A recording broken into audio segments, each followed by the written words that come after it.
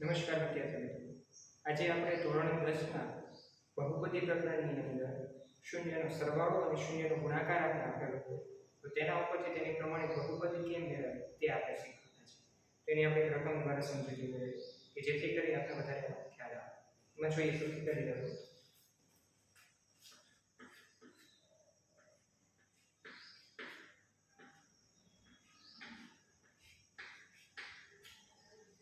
માનો કે અહીંયા આપણે બે રકમ આપેલી છે. એટલે કે પ્રથમ રકમ આપણે સૂત્ર નથી લખી આપણે સમજીએ. પ્રથમ રકમ છે શૂન્યનો સરવાળો છે અને બીજી રકમ આપેલી છે શૂન્યનો ગુણાકાર છે. તો શૂન્યના સરવાળા માટેનું સૂત્ર આપણે જોઈએ ને તો કે આપણે આગળ જોઈ ગયા છે આલ્ફા પ્લસ બીટા બરાબર 1/4 થાય શૂન્યનો સરવાળો. તો આના માટેનું સહગુણક માટેનું સૂત્ર એવું છે કે -b/a.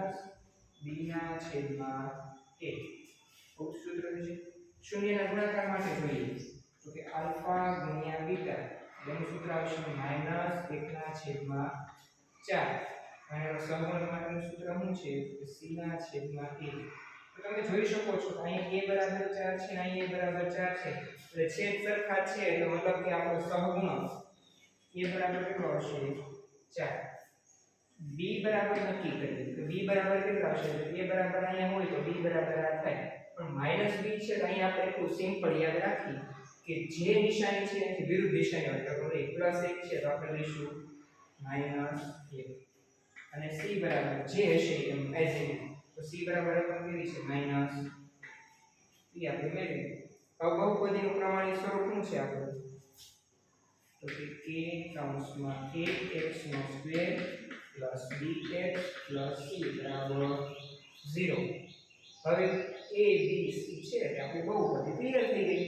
તો કે k બરાબર તો a ની જગ્યાએ મૂકીએ 4x² પ્લસ ની જગ્યાએ કેવો આવશે માઈનસ પણ 1 નથી લખતા કારણ કે આપણે ખબર છે કોઈનું સંપૂર્ણ 1 નહીં હોય તો 1 તો છે જ તે x ની આગળ 1 લખવાની જરૂર નથી આપણે એ પ્લસ ની જગ્યાએ કેવા છે -1 કારણ કે અચળ પદ છે c બરાબર 0.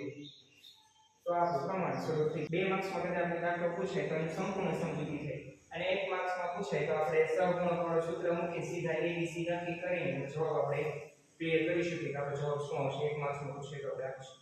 આથી બહુપદીને શૂન્ય અને શૂન્યનો સરવાળો અને ગુણાકાર આપેલો એની ઉપર આપણે પ્રમાણિત બહુપદી મેળવીએ. આભાર.